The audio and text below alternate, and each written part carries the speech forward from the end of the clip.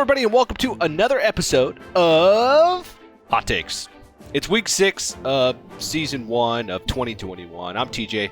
Of course, I'm joined by the guy that joins me every week for Hot Takes, with the exception of 1 week. It's Sodal. Sodal, how you doing? Yeah, I'm doing great. Fresh off a very entertaining week overall of Grandmasters. Looking for another entertaining episode of Hot Takes to follow it all up with. Yeah, it should be a good one. We're coming up on the last regular season, so next week's Hot Takes is going to be even spicier than this week, and we haven't even done this week yet. So how could I ever even know that? Because... Let's get into Hot Take number 1 before I go down the rabbit hole. All right, Hot Take number 1. The other regions have caught up to EU in overall skill level. Wow. Oh, I'm flattered. Like, based on what? I'm not even sure what case is being presented here outside of, like, we just had a really, really horrible series of Hearthstone in Europe at the weekend between Boston and Falcane, but, like, I think the fact that that's the anomaly and not the norm is kind of speaks for itself in Europe. I think also the fact that, like, I'm not an apologist for bad play like many of the other regions casters are, TJ Sanders, and that, you know, I just kind of bury bad play when I see it, and we'll go on and on about it. I think a lot, you know, that when we do have that kind of stuff in Europe, it kind of puts it in harsher spotlight as well. But outside of that, I don't even really see what this is based on, because I think the accepted idea, and generally what I think to be the truth, is that you can take the top 6 players in Americas or the top 6 players in APAC and stack them up against the top 6 players in Europe, and it's really close. It's very, very even. But there's just no depth in the other regions to compete with what Europe has, and I think that's really the point that's always been made, and the point that's always been true, and the point that continues to be true. So I don't really think anything has changed. Well, I do agree with the, you know, whole depth, right, of Europe versus the other regions, like, you know, top 6, top 4, however you want to put it. I do want to point out one thing, and that's that this hot take doesn't even say it's about Hearthstone. The other regions have caught up to EU in overall skill level. I mean, it could be anything.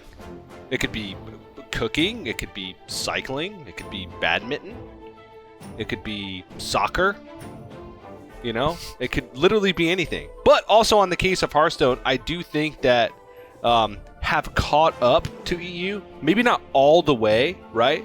But I do think that the gap is closer than it was. You no longer watch Europe and say these guys are the best. And I think that also has to do with whoever wrote this hot take is right to an extent, because we only see the top players each week, or at least we see the top players more each week. You're not seeing the players that are going 0-2. That's true. Right? Yeah. You're only seeing the players that are losing in the groups once, and then it's just like, you know, the better players that are making it that far. And so you can kind of have that confirmation bias of like, wow, it seems like everybody's getting closer. And then you keep watching the good players in each region, and you're like, wow, it is getting closer, where in the past we haven't had that. So, yeah, that was like 4 points in one. And because of that, I'm just going to give myself 4 points for having 4 Yeah, separate you just points. went extremely scattergun approach at debunking this, right? You just came in there with every possible angle that you could all in one go. Semantic arguments, changing the tense of the hot take, you know, moving the goalposts, all the classic TJ tricks just came out in one. But I feel like, if anything, TJ, you're in danger that you've just used up all your ammo too early. You used every trick you have on the first hot take. Like, where are you going to go from here? I mean, it's a good thing I was awarded 4 points for it. No, then, that's right? true. Yeah, well done. You played. Now I got a little bit of wiggle room, because I mean, that was impressive. If I do say so myself. Yeah, again, TJ, you've played a blinder. Well done. Pat myself on the back for that one.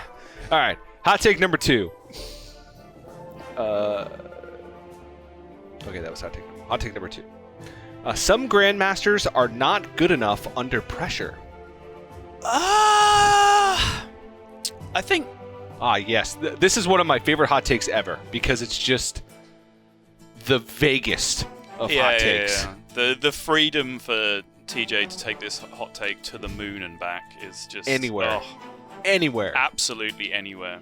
So good. Chef's kiss for TJ nonsense coming out on this one. But yeah, I mean, not good enough under pressure. It kind of implies that they should be doing more to work on that, which is kind of something I do agree with. I made a tweet praising No Hands Gamer over the weekend because I think he is fantastic, not as a player, but also someone who treats himself as a professional, which I think is a big distinction between himself and a lot of other players in the league, where we kind of separate Hearthstone players in Grandmasters into two camps. People who care and are still engaged, and people who don't and are probably going to get relegated. But there should be a third bracket in there, because even the people who engaged only really care about improving as a Hearthstone player, whereas I think No Hands really cares about improving as a competitor, and that means working on his mental game. That means being efficient with his practice time, working on things that he needs. When he, gets a feeling that he doesn't understand something to a particularly high level, he puts on a lot of time to fix that.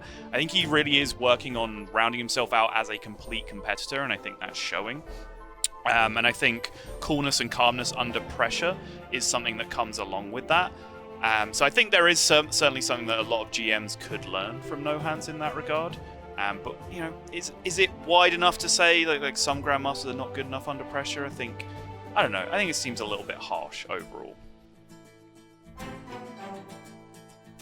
Yeah, well, since you're kind of sitting on the fence with that last statement, at least slightly, you're more towards one side. I'm just going to hammer it home. I'm going all in. This take is baloney. I don't think we've seen anything that shows that Grandmasters aren't good under pressure, because you're right. I'm going to say you're right. I don't think we have any sample size to prove that. I don't think that outside of very specific situations that players feel a certain amount of pressure when they're playing a Grandmasters match each week. I think like Masters Tour, when there's $20,000 on the line or $15,000 or whatever it is on the line for each match instead of $500 on the line for each match, it's a lot more pressure. Or when they're facing that last match for relegation. But I honestly think a lot of Grandmasters get better under pressure, right? When it's a match that they know is intense and really matters and they're fully focused, most of the Grandmasters embrace that, and we see better play or higher level play come out. So I'm going to say the exact opposite. I think they get better under pressure, and I think, if anything, they lack the focus when the match doesn't mean as much. And that's an issue, and that's why I agree with also your No Hands take of it doesn't matter what the stakes are. He was in first place in the finals no matter what. And he put in his all for, $500 and being in first place by another point, right? So I respect that a lot, and well done, Sottle. Even though, I kind of went with your take and had a little bit more conviction with it, I'll still award you a point. You love to see it, TJ. Now it's 4-1. You got it. Nicely done. All right. With that out of the way, hot take number 3. Let's get it going. Hot take number 3. Grandmasters has the strongest set of players it has ever had. It's a really tough one to answer, because I do feel like name value, legacy value, right? Particularly if you look at Europe, which is obviously the one I'm most focused on, the one I can most easily recall the players that have been relegated and promoted in.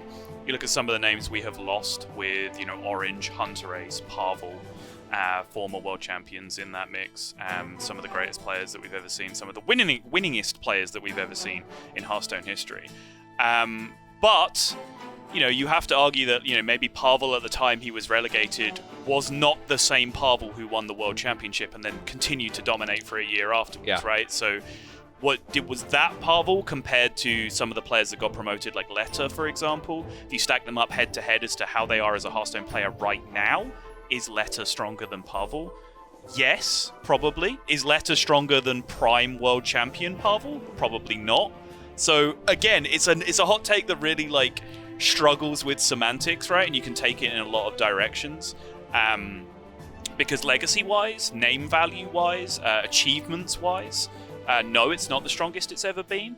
But you would hope that, the system kind of regulating itself, right? That's the idea, is that you don't just get to be in Grandmasters forever on name value alone. You have to keep putting the work in, and if you ever get to the point where you are disengaged, you're going to creep into that relegation zone, and we're going to churn you out, and we're going to replace you with someone else who deserves a shot. So I think it's an interesting thing to think about. But honestly, hot takes first, TJ.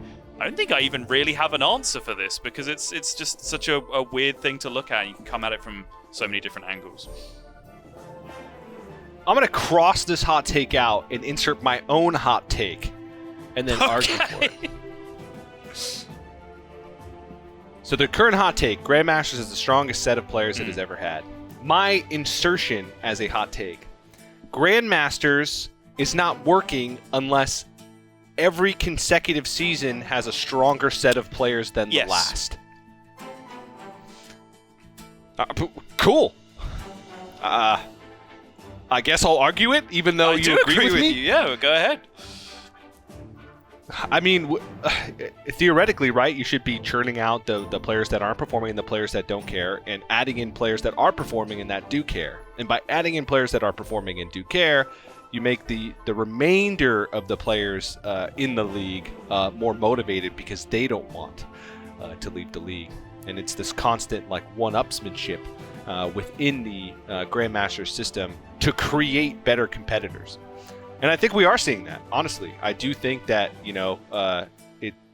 the new blood, the players that are good and new, are motivating the players that are good and old, not in the sense that, age-wise, but with their history in Grandmasters.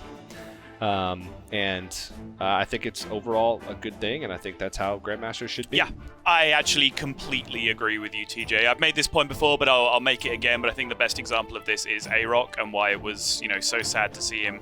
I don't want to say giving up, but almost giving up on surviving in European Grandmasters this season, because I think he makes this point perfectly. Because do I think A-Rock is currently one of the best players in Europe? No, absolutely not.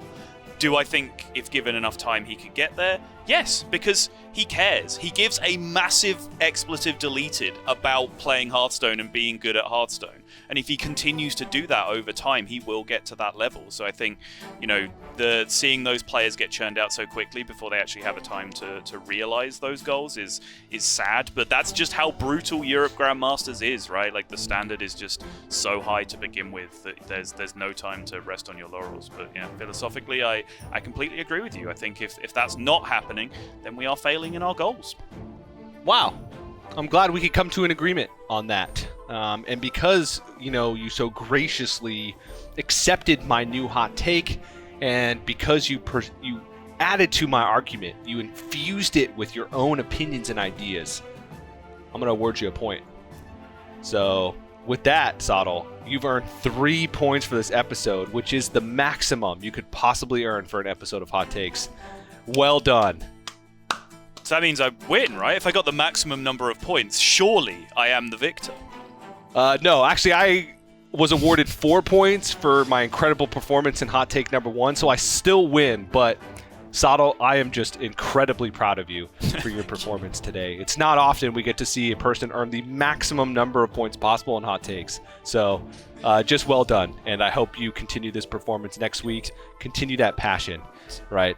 So, good job, Sottle. But that's going to do it for this episode of Hot Takes. Sottle, I guess I'll let you get in some last words since it seems like you're eager to. I was just going to say, it's made it all worth it, TJ. All of the abuse I've taken, all of the defeats, all of the people watching on and making fun of me, just to have you say that you're proud of me. That's what this has all been for, TJ. I've reached my end game. You still don't win. I just want to make that clear. No matter how many nice things you say, you still don't win the episode. But thank you. I appreciate it. But okay, this is the end for real. We have the final week of regular season coming up next week for week 7, so make sure you tune into that. Everything we broadcast on youtube.com/Hearthstone Esports. But for me and Sottle, that's it until then. So we'll see you next time for more Hot Takes.